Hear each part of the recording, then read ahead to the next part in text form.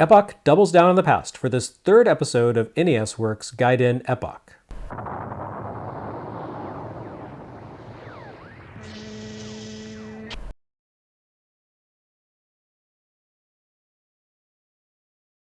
Cassette Vision makes its way into 1982 by skipping the holidays and winter altogether to land in March with the system's second space-themed shooting game. Battle Vader is also the third game for Cassette Vision to repurpose the workings of an old standalone console. As you might guess from its title, Battle Vader also nakedly resembles a certain other hit arcade game. A clone game derived from an LSI standalone console? Yeah, Battle Vader is the most Cassette Vision-ass Cassette Vision release ever. Like Big Sports 12 in baseball, Battle Vader makes its way to Cassette Vision from an old standalone console. In this case, Battle Vader, Epoch's final standalone release. And much as with those previous consoles, Epoch designed the Cassette Vision hardware around the needs of this particular game. Like Big Sports 12 or baseball, Battle Vader doesn't need analog knobs or a vast array of switches. Having been extracted from a 1980 vintage Space Invaders clone, this cartridge simply requires a two-way horizontal switch and a fire button. Anything beyond that would be superfluous. And the Cassette Vision console does indeed offer these two inputs. The fire button, of course, is a given. The console face contains multiple buttons that the programmers could have pressed into service for this purpose. And the Cassette Vision's left switch comes into play here and works precisely as it did on TV Vader. It's a small, round metal prong that players can grip between two fingers and slide back and forth to steer the missile base that glides left and right along the bottom of the screen. The switch itself has a small amount of give as it rocks back and forth in its housing. Now, it doesn't offer analog functionality in-game, but players have a small amount of play in the neutral position before the program registers a directional input. At the same time, it's a small enough switch that it only has a few millimeters of travel in total. So it worked well for batting in baseball, and also works for the quick actions you need to take here. A simple, but well-engineered control. Space Invaders, of course, needs no introduction here. Although this channel has turned the influence of Heian-kyo Alien, Xevious, and the Tower of Jiraga into running gags, Invaders was the true game for Japanese design. Heck, two of those three running gags directly descends from Taito's arcade hit. For Epoch, Space Invaders had even greater meaning. I refer you once again to Masayuki Horie's all-important Shmuplations translated interview, in which he claimed that Atari had no plans to publish Space Invaders on the 2600 console until Horie requested it. Epoch, of course, had localized the 2600 into Japan as the cassette TV game in 1979. And as the website The Game Scholar points out, every game Atari had published to that point had either been an original creation for the console or adapted one of Atari's own arcade cabinets. Space Invaders, which arrived on the 2600 in time for the 1980 holiday season, and is largely regarded as the game that broke the console into the American mainstream once and for all, was the first 2600 game that Atari licensed from another entity. So if we take Horier's claim at face value, Horie and Epoch helped make Atari's console into a vastly larger success than they would ever experience themselves. At the same time, Epoch jumped into the Invaders market with their own original interpretation, TV Vader, a dedicated console that sold for about a quarter of the price of a cassette TV game and Space Invaders cartridge. The following summer, Epoch exited the dedicated console market altogether with the Cassette Vision. And naturally, a conversion of TV Vader didn't take too long to arrive. As with baseball, Battle Vader faithfully adapted the program code of the standalone device into cartridge form. In fact, the Cassette Vision cart probably simply contains a very slightly modified version of TV Vader's guts. You'll remember that the Cassette Vision console itself does not have its own CPU, instead simply providing a power source, control setup, and video out for the CPUs and ROMs contained in each cartridge. According to the Game Scholar, Cassette Vision carts used the same NEC D777C chip that Epoch built into baseball and TV Vader. So what we have here is simply another conversion of an existing product. Still, you can see the appeal. The Cassette Vision console itself cost less than the TV Vader device, and cartridges were relatively inexpensive. The first wave of Cassette Vision releases effectively amounted to a budget and space-saving way to have a full collection of Epoch dedicated consoles, except Electro Tennis, in one place.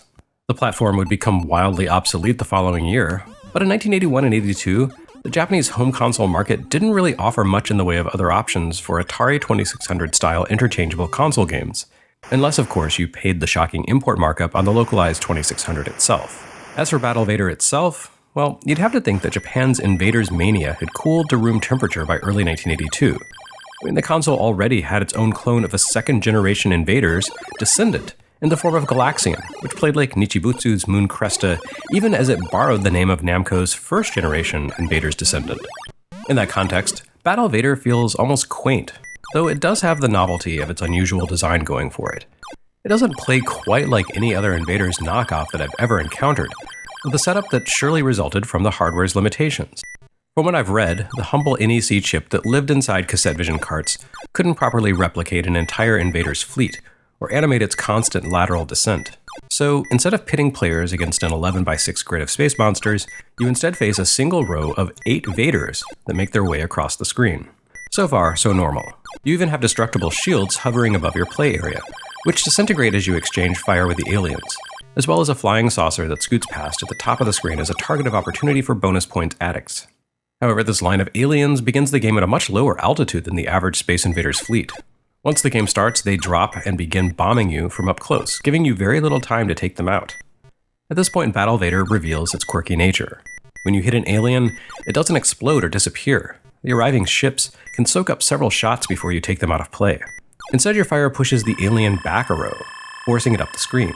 Every time you hit a Vader, it falls back further away from your defenses, giving you more breathing room until you finally shoot it enough that it explodes. At the same time, each alien also changes color with each hit, cycling through the entire Cassette Vision palette. This is actually a pretty clever workaround. The TV Vader, Cassette Vision, and Battle Vader hardware couldn't render the entire Space Invaders fleet at once, so Epoch effectively gives you an entire array of aliens through fakery. The color cycling emulates the color banding that Taito initially produced with cellophane screen overlays and later baked into the aliens themselves once they moved to color hardware. And by forcing you to hit each invader about half a dozen times as it bumps back to a higher row, you essentially have an entire army of aliens to destroy one at a time.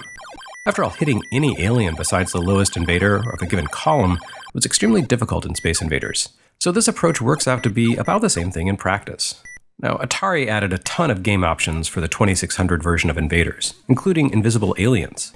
If you visualize Battle Vader that way, you can imagine that an entire invisible fleet hovers overhead here. Only the lowest Vader in a column is visible, and destroying it causes the next ship in the line to appear. I mean, there are worse ways to make up for hardware deficits. Sadly, Battle Vader doesn't offer nearly as many game variants as Atari's Invaders. You can select from a handful of modes, which simply adjust the number of lives you have in reserve, the height at which the aliens begin their assault, and the speed and ferocity at which they move and fire. Overall, you won't find anything amazing in Battle Vader, but it's still a pretty okay take on a well-worn format with an interesting history behind it.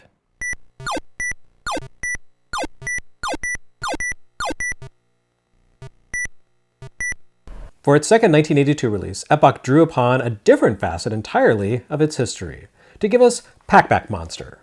No, you do not get points for guessing which big arcade hit PakPak Monster riffs on.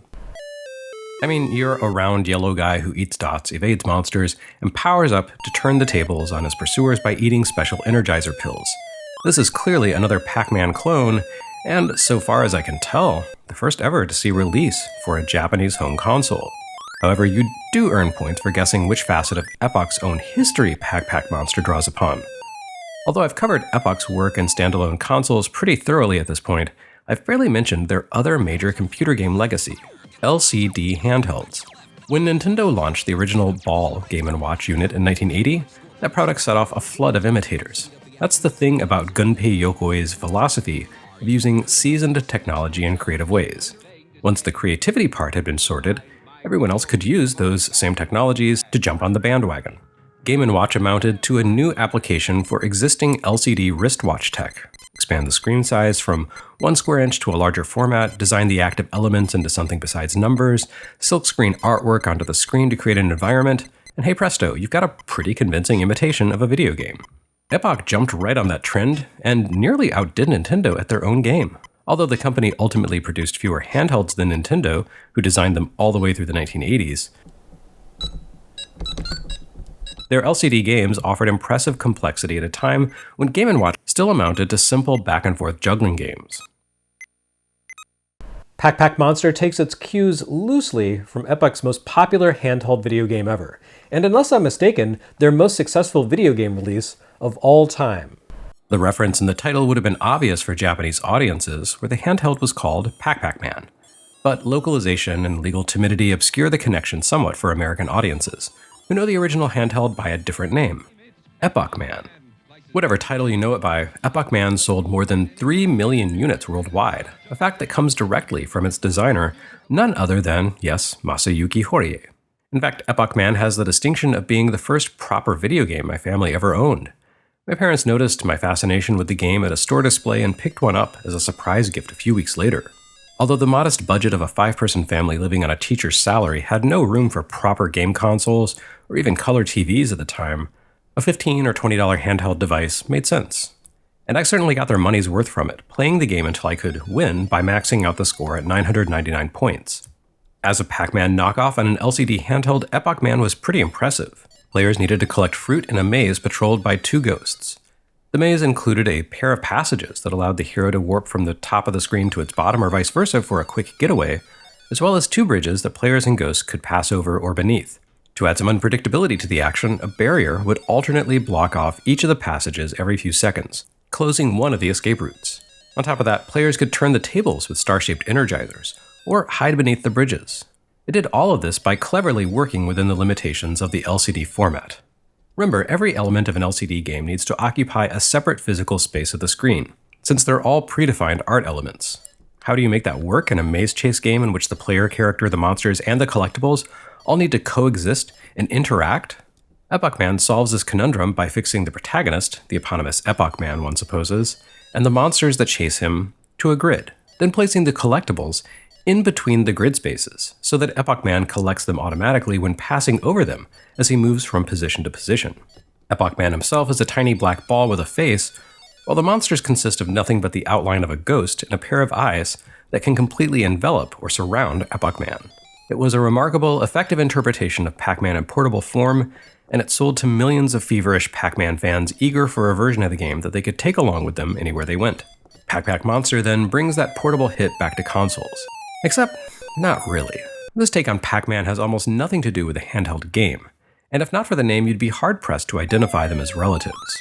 Cassette Vision's PakPak Monster suffers from the limitations of the hardware, which is to say that it has to operate within the confines of low resolution and only a few objects can appear on screen at any given time. The cute detailed artwork of the LCD game goes right out the window here, replaced by more standard-looking Pac-Man-alike designs. You won't find a standard Pac-Man-style maze here, however. PakPak Monster simplifies the maze to an even greater degree than the LCD handheld did, breaking the space into 4 zones surrounding a cross-shaped ghost house. Each zone contains 2 dots that the player needs to consume while avoiding 2 Invaders-looking ghosts that could easily have escaped from Battle Vader. That's not all PakPak Monster borrows from Battle Vader, though. It also works around the limited number of play elements in a similar way. Just as you had to shoot each of Battle Vader's aliens several times in order to destroy it, you need to eat each pellet multiple times before it's consumed. Each time you pass over a pellet, it changes color, just like the Vaders do. To keep players on their toes, the game doesn't allow you to simply hover over a single pellet and chew on it back and forth until it's gone. Passing over a pellet twice in a row only causes the first bite to register. You can't interact with it a second time until you've chewed on a different one. Every so often, one of the dots in the corners of the screen becomes an energizer that allows you, per usual, to turn the tables on the ghosts and chase them down to remove them from play for a few seconds and earn extra points. It's pretty much your standard Pac-Man affair, with few surprises. Unfortunately, now that we're done with Cassette Vision games adapted from older standalone systems, we do encounter a major issue with the Cassette Vision hardware itself. Its physical design simply does not account for games like PakPak Monster. With 4 rotary dials, 2 horizontal switches, a light gun socket, and a line of 4 action buttons, the console simply does not account for the control needs of a game adapted from a device with a cross-shaped arrangement of inputs based in turn on an arcade game with a 4-way joystick. You need to control PakPak Monster with the 4 action buttons, which doesn't feel good at all. The most difficult thing about the game is simply wrapping your head around the linear controls. To meet the needs of this game and others that would come down the road, Epoch released a revised edition of the Cassette Vision hardware called the Cassette Vision Junior that did away with the dials and knobs and replaced them with a cross-shaped input pad. Unfortunately, the Junior doesn't simply lose the aux jack required for light gun support, it also drops the 4 rotary knobs required by several of the early games. was made for a bizarre ownership proposition. Buy the older console model that could play all the games, but feels uncomfortable when playing joystick-style titles, or buy the revamped hardware that works better for those games, but lacks support for many of Cassette Vision's foundational releases. As we move into the back portion of the Cassette Vision library, the 4-directional input style will become the standard for these carts, which makes this an even more difficult question. But at least Epoch made things a little earlier with its actual second release for 1982, New Baseball. Yes, I said that PakPak Monster was the second Cassette Vision release for the year, but that's only if you go by catalog number.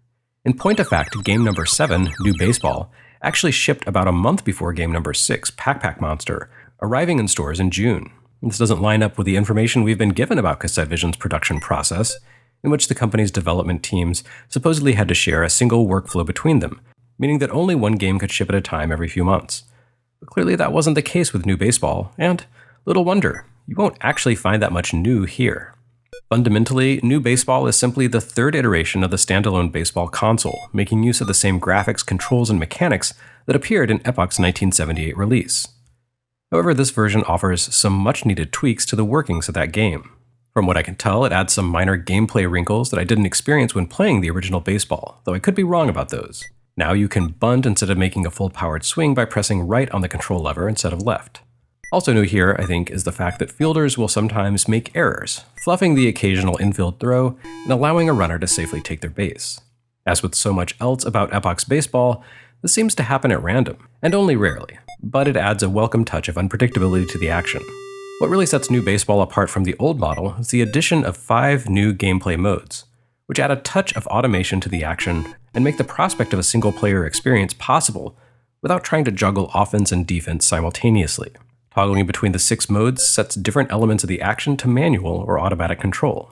Mode 1 gives you the original baseball. If you and another player simply want to bat, however, you can select Mode 2, which handles pitching and fielding automatically and allows each player to just take turns at the plate. You can also play defense only, alternating turns, or kick the second player out altogether with a single-player mode that allows you to take turns against the computer. Or you can simply not play and set the action to the fully automatic mode, which I suppose is meant to serve as an exhibition. In a nice touch, toggling modes doesn't reset the current game, so you can, for example, play another person for a few innings until their mom calls them home for dinner or whatever, at which point you switch to a single-player mode and finish out the game in progress solo. Now, you wouldn't be able to play the original baseball in the Cassette Vision Junior due to the fact that it lacks several of the control inputs required for fielding. Not only the dials, but also the course select lever for pitching. But in theory, it would have been possible to play New Baseball's offense-only modes on the revised hardware. See, Epoch future-proofed it against their own strange hardware design choices. Sort of.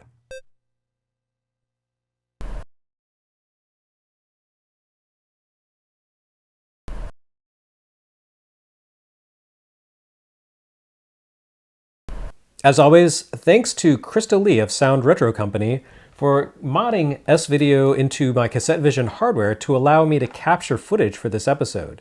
And also, thanks to games blogger Jess Reagan for providing me with a copy of Epoch Man.